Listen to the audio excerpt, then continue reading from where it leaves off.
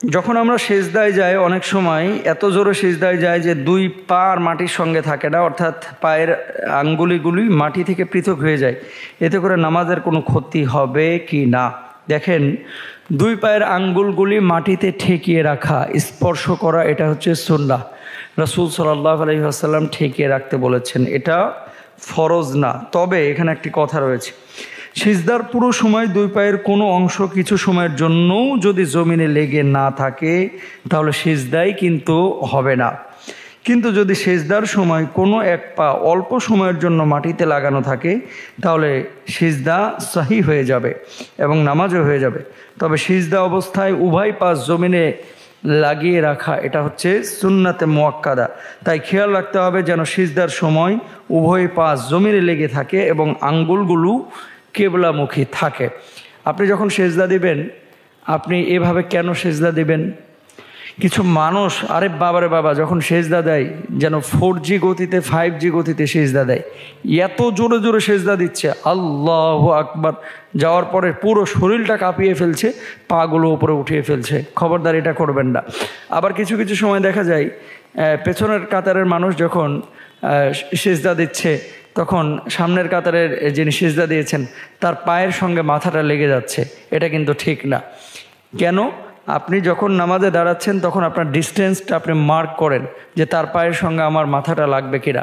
মাথাও সম্মানিত, পায়েও সম্মানিত।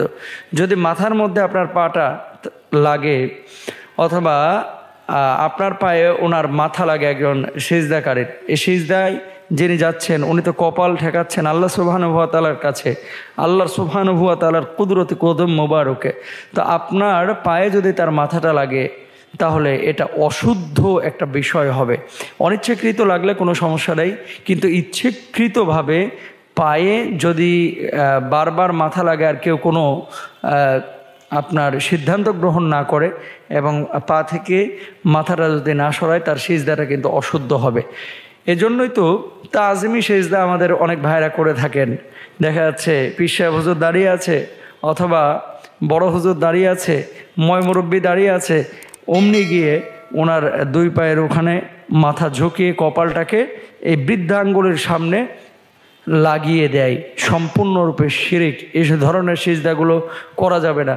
কপালটা বানানো হয়েছে একমাত্র আল্লাহ সুবহানাহু ওয়া তাআলা, তিনিই বানিয়েছেন এবং এই কপাল দিয়ে আমরা একমাত্র আল্লাহকেই সিজদা করব, আল্লাহ ছাড়া অন্য কাউকে সিজদা করব না। বিশ্বনবী সাল্লাল্লাহু আলাইহি ওয়াসাল্লাম আরও বলছেন যে আমি যদি আল্লাহকে ছাড়া অন্য কাউকে সিজদা করার জন্য আদেশ করতাম তাহলে আমি প্রত্যেক স্ত্রীকে আদেশ করতাম তার স্বামীকে সিজদা করতে। যেহেতু আল্লাহ তাআলা আমাকে বলে নাই, আমি আদেশ করব না। সুতরাং সিজদা হবে একমাত্র আল্লাহ সুবহানাহু ওয়া তাআলার জন্য। আর সিজদা করলে লাভ কি? ওয়াসজুদ, তোমরা সিজদা করো, ওয়াক্তারিব, আল্লাহ সুবহানাহু ওয়া তাআলার নিকটে চলে যাও। বান্দা যত সিজদা সুন্দরভাবে করবে আল্লাহ সুবহানাহু ওয়া তাআলার নিকটে তত যাবে, আর আল্লাহর নৈকট্য লাভটা তার জন্য তত সহজ হবে। সুতরাং সিজদারত অবস্থায় আমরা আদবগুলো খেয়াল রাখবো। পা যাতে করে উঠে না যায় এবং কপাল যাতে করে মাটির সঙ্গে মিশে, নাক যাতে করে বাটির সঙ্গে মিশে, আর একজনের কপাল যেন আরেকজনের পায়ে না ঝুঁকে না ঠেকে। আল্লাহ তাআলা আমাদেরকে বোঝার তৌফিক দান করুন।